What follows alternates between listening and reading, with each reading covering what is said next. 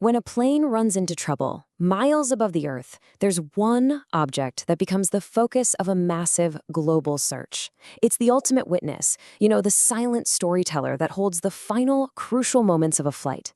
So today, we're going to go inside the black box. I mean, its whole job is to survive what nothing else can, and to speak for a machine that can't speak for itself anymore.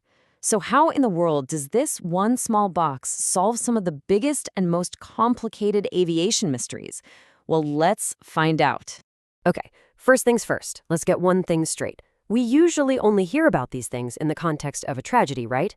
But their true purpose is actually the complete opposite. They are, without a doubt, the unsung heroes of aviation safety. And this right here really gets to the heart of their mission. These devices aren't just about figuring out what went wrong in the past. It's all about making sure it never, ever happens again. By looking at this completely objective data, experts learn these critical lessons that make flying safer for all of us. All right, now for the first big surprise, the one thing everyone thinks they know about the black box. Well, get ready, because it turns out it's pretty much all wrong. Yeah, see, they're not black at all. They are intentionally painted this super bright, high-visibility orange. And the reason is actually brilliantly simple. It just makes them way easier for search crews to spot in the wreckage, whether it's on a snowy mountain or at the bottom of the ocean. So why do we call it a black box then? Well, the term is actually a throwback to the early days of secret military electronics. Any complex gadget where you couldn't see the inner workings was just nicknamed a black box.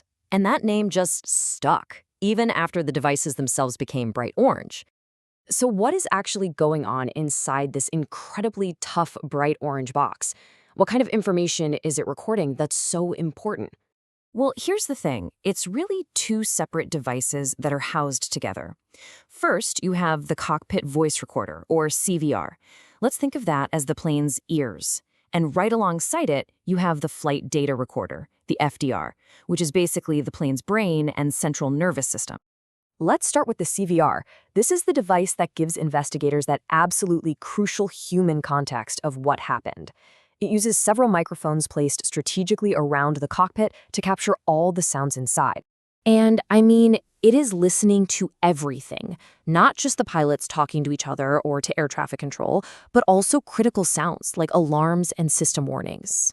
Just imagine hearing a specific alarm go off seconds before a system fails. That one sound can be the key that solves the entire mystery.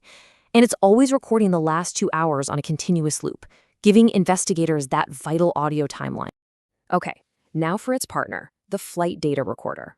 So if the CVR captures the human story, the FDR captures the aircraft story, and it does it in meticulous, second-by-second detail. It's the cold, hard, technical truth of the flight. And the amount of data, it's just staggering. We're talking about more than 88 different parameters, all being tracked multiple times per second. Everything from airspeed, altitude, and heading to the exact position of the flaps and the rudder. It stores a full 25 hours of this data, which lets investigators perfectly reconstruct the plane's flight path and exactly how it was performed. So you have all this priceless data from the CVR and FDR, but how on earth do you make sure it survives a catastrophe that can destroy an entire airplane? Well, these things are engineered to be pretty much indestructible. Get ready for some wild numbers. First up, impact. The recorder can withstand a force of 3,400 Gs.